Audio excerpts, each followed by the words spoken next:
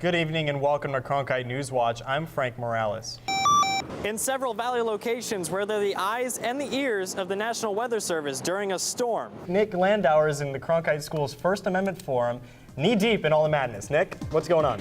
It's the game that brings them here, and it's the fan-friendly environment that brings them back. You think you've got headaches driving down the freeway right now? You ain't seen nothing yet. I'm here just outside of Surprise Stadium, and I have locked my keys in my car. Wrapping paper and gift bags, as they account for about 4 million tons of trash annually in the United States. Or you could just use the morning paper. Good to know, thanks, Carlene. And, you know, Nick, I turned the TV on today, and there's A-Rod again. Steve, the outbreak of H1N1, or the swine flu virus, just got a little closer to home today. They also agreed to rein in hedge funds and crack down on tax havens. Wildfires burning in Australia have killed more than 200 people, and the damage done by the fires is devastating. I was at Tonto National Forest in northern Arizona, where fire crews are hard at work to prevent a similar situation. Looking at the smoke rising from the hills of Tonto National Forest, you may think something is wrong. But for the forest firefighters, everything is going according to plan. Today we're burning piled brush on a hillside surrounding Payson. The rim country is very susceptible to fire. We get a lot of lightning activity. The summers in Arizona can spark huge wildfires like the Rodeo Chetasky fire of 2002. The monsoon season and summer holiday celebrations are the biggest contributors.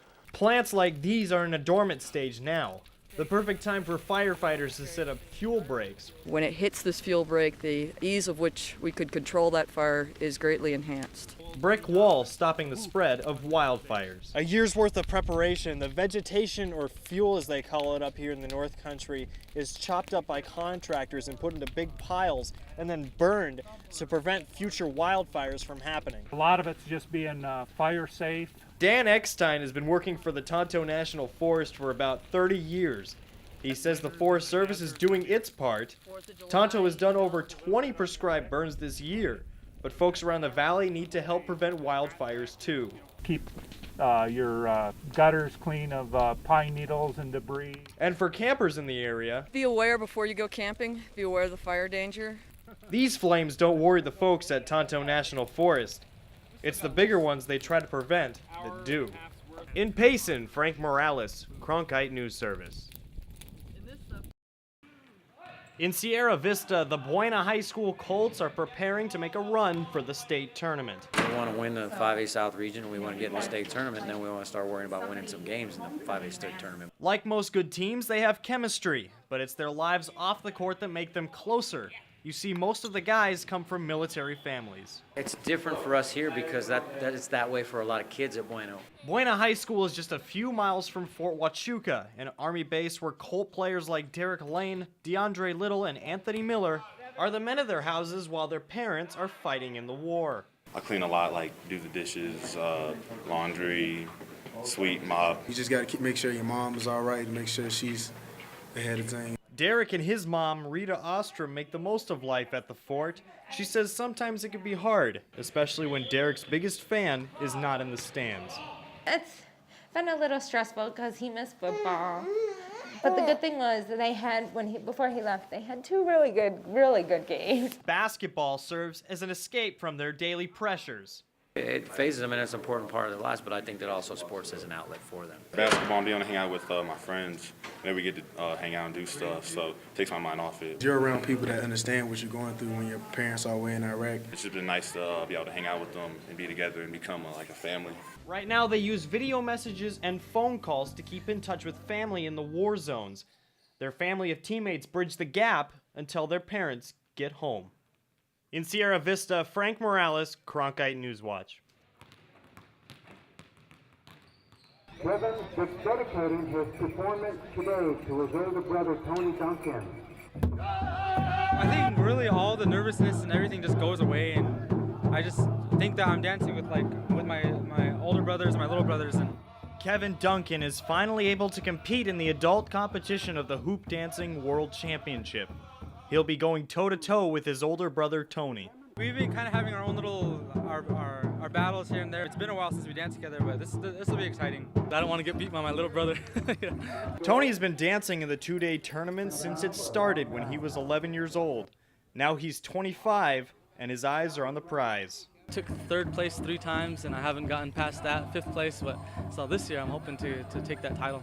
The brothers have multiple titles in the teen and youth divisions where their younger siblings, Talon and Sky, are following in their footsteps.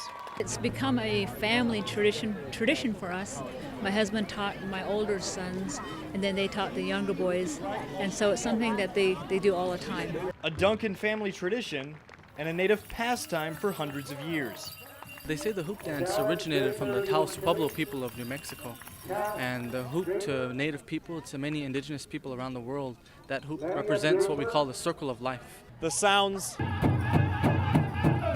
the colors, Black, blue, yellow, and white represent the 4 colors for the Apache people. the symbols, The mountain spirit dancer, Deer Clan or Diamonds. Representing Métis Nation from Canada. all run deep in tradition in these tribes and nations. the hoop dance, we make different designs, different animals that represent our brothers and our sisters that walk with us on this journey through life upon Mother Earth. An art form, as well as a sport, dancers are judged on speed, creativity, rhythm, precision, and showmanship.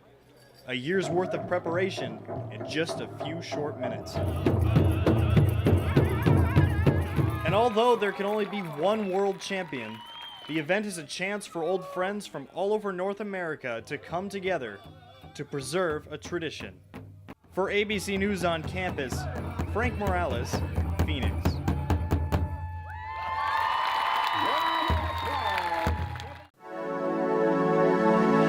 Hi, my name is Brittany. I'm a Phoenix Suns dancer and I live in Phoenix, Arizona. I started dancing back when I was in junior high school. My dad made me take so many different classes that were all academic, and I had one elective and I said, can I please do dance? From that point on, I didn't stop until I hit 9th grade. Then after that, it wasn't until Phoenix Suns tryouts that I danced again, and it became something that I love to do. Thanks to my 9th grade middle school dance teacher for helping me learn dance.